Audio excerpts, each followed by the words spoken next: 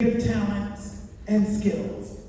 Correlation and emphasis is used by the author to show a connection between artistic creativity and a spiritual connection to God. Dare I say, we as artists are very close to God. As well as queer people, quiet as it can, but I won't go into that today. I immersed myself in the 12-week course and came out with a new understanding of who I am and who I was and who I wanted to be. How was I going to get from playing the teen angel on Broadway in the 1994 revival of Grease, with 14 inches of orange rubber Dairy Queen hair atop my head, prancing around like a little Richard automaton on crack?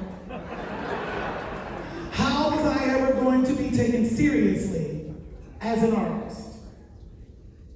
I am part of the last generation of artists who were taught to be brilliant interpreters of other people's material. There was no internet, there was no social media telling me that I have my own voice. As a matter of fact, the messaging I received from the world was exactly the opposite. Shut up, you black faggot. Nobody wants to hear from you. Nobody cares. And even as the stories in the market were expanding and queer narratives were beginning to emerge, they were always pretty much from the white male perspective. I and all my black boy joy were still silenced and invisible. There was a void, and it was time that that void be filled. And I challenged myself to dare to fill it. The audacity, right? I know. Oscar-winning producer and friend Bruce Cohen suggested and encouraged me to write my own shit, to tell my own story, whether I felt like anybody would care or not. So I did just that. Bruce also suggested that I apply to the professional program in screenwriting at UCLA. I gathered my constitution and did just that, and I got in. I decided to move back to New York and enlarge my territory through my connections in the theater. I already knew people in the theater space and was somewhat respected enough to at least get in to the room where it happens. I committed myself to being present in the moment, and I tried to understand that where I am is exactly where I'm supposed to be. That's the mindfulness shit right there, right? Mindfulness. You know, we got all these words now, we got all this language. Mindfulness, presence, simple in theory, right? You know, it's simple. Challenging in practice. My biggest challenge in my over a decades-long journey to find my own voice was in the year of 2007. In February of that year, I was diagnosed type 2 diabetic. By March, I was filing for bankruptcy. And by June, I was diagnosed HIV positive. And there it was. What I had feared the most. I had become the exact statistic the entire racist and homophobic world said I would be. Your queerness is your liability. That curse from every corner of my life, haters and allies alike, felt like some sort of blood-sucking alien drinking the very life from my veins. This was the moment, my come to Jesus moment. Would I choose life anyway or not?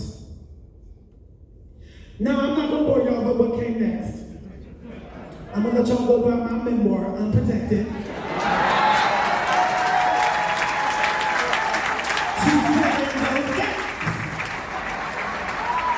I also read it myself so you can get the audio book. And as you can see, a bitch knows how to tell a story.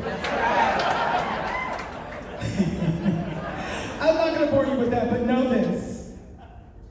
know this. I did choose myself. I chose life anyway. And I stand before you today as a testament and representation of what comes when we choose ourselves.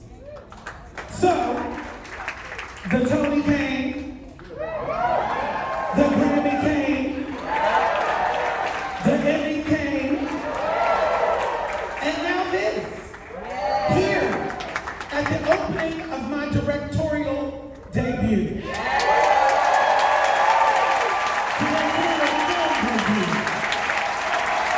Anything truly is possible.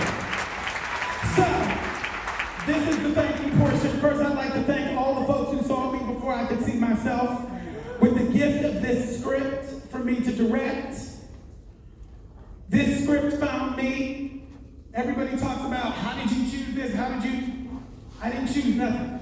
This script found me because I had made the choices in my life that were about me. I chose myself. Christine Vachon, David Hinojosa, DJ Guggenheim, Andrew Lauren. And thank you to the brilliant screenwriter, Jimena Garcia Lacuna. Orion Pictures, Alana Mayo and Gabby Canton, Amazon, Jen Salke and Julie Rappaport, UAR, Jerry Rich, and the entire marketing and publicity teams. I'm an executive producer of this soundtrack too. There's a soundtrack of this movie, bitches. You know, like the 90s, we bring it back the 90s, honey. And then the theme song played in the 70s and the 90s.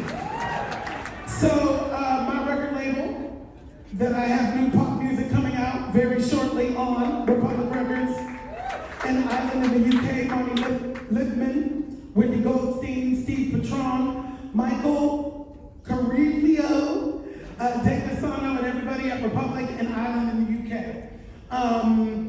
At MGM and Orion, we have Laurie Silfen, Mandy Malmet, Melissa Asuno, Jamie Cornio, Judd Corman, and everyone over at MGM, and Molly Albright, Molly Jacobs, Chelsea Bada, and everyone at Amazon and Amazon Studios. And a special shout out to Justin Tranter, the queer takeover of the music industry, and his entire team. We wrote some fierce original pop songs for your nerds, honey. Oscars, here we come. To Outfest, all the board and staff members and volunteers, I love you. Thank you for this amazing, amazing honor. To Glad and P-Flag for working with Outfest to make sure the kids around the country in small towns and cities between the coasts can scream